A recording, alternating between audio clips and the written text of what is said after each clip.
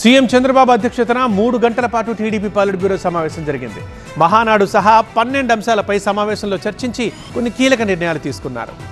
TDP కేంద్ర కార్యాలయంలో polit bureau సమావేశం జరిగింది. సీఎం చంద్రబాబు అధ్యక్షతన జరిగిన ఈ సమావేశానికి కీలక నేతలంతా హాజరయ్యారు. ముందుగా ఆపరేషన్ సింధూర్ కు మద్దతు తెలుపుతూ మోదీకి అభినందనలు తెలిపారు. ఉగ్రదాడిలో చనిపోయిన వారికి, ఆపరేషన్ సింధూర్ లో వీరమరణం పొందిన సైనికులకు సంతాపం తెలిపారు. 16, 17, 18 తేదీల్లో నియోజకవర్గాల్లో తిరంగా ర్యాలీ చేపట్టాలని నిర్ణయించారు. అనంతరం ఈ నెల 27, 28, 29 తేదీల్లో కడపలో నిర్వహించాల్సిన మహానాడుపై ప్రధానంగా చర్చించారు. తొలి 2 రోజులు 23,000 మందిని ఆహ్వానించాలని నిర్ణయించారు. చివరి రోజున గ్రామ అధ్యక్షుల వరకు దాదాపు 50,000 మందికి ఆహ్వానం పలకనున్నారు. కనీ విని ఎరుగని రీతిలో మహానాడు నిర్వహిస్తున్నట్లు పొలిట్ బ్యూరో సభ్యులు వెల్లడించారు.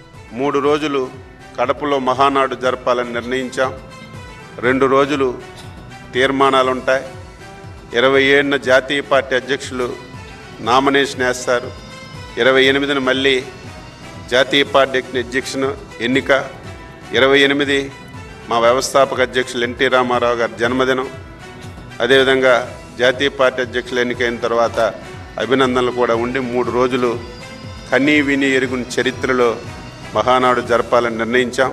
జూన్ 12 నుంచి కొత్తగా 1,00,000 వితంతు పెన్షన్లు అందించాలని సమావేశంలో నిర్ణయించారు. 3 గ్యాస్ సిలిండర్లకు ముందే డబ్బు జమ అయ్యేలా చర్యలు తీసుకోవాలని ఆదేశించిన సీఎం చంద్రబాబు జూన్ 12న స్కూళ్లు తెరిచే లోపు తల్లికి వందనం అందేలా చూడాలన్నారు. కేంద్రం ఇన్స్టాల్మెంట్ తో కలిపి అన్నదాత సుఖీభావ్ కూడా అందించాలని సమావేశంలో నిర్ణయించారు. అలాగే 3 టర్ములు మండలాధ్యక్షులుగా ఉన్నవారిని అదే పదవిలో కొనసాగించకూడదని సమావేశంలో నిర్ణయించారు. అర్హతను బట్టి ప్రమోషన్ ఉండాలని, లేదంటే వేరే కమిటీలోకి తీసుకోవాలన్న నిర్ణయం తీసుకున్నామని, అతి త్వరలోనే సంక్షేమ పథకాల క్యాలెండర్ ను విడుదల చేయనున్నట్టు కూడా పొలిట్ బ్యూరో సభ్యులు తెలిపారు. పొలిట్ బ్యూరో సమావేశానికి ముందు మహానాడు కమిటీల కన్వీనర్లు, కో కన్వీనర్లతో మంత్రి లోకేష్ సమావేశమయ్యారు. మహానాడు ఏర్పాట్ల గురించి నేతలతో సుదీర్ఘంగా చర్చించారు. పలువురు మంత్రులు, సీనియర్ నేతలకు బాధ్యతలను అప్పగించారు. మహానాడుకొచ్చే కార్యకర్తలు, అభిమానులకు ఎలాంటి ఇబ్బందులు తలెత్తకుండా చూడాలని నేతలకు దిశానిర్దేశం చేశారు లోకేష్.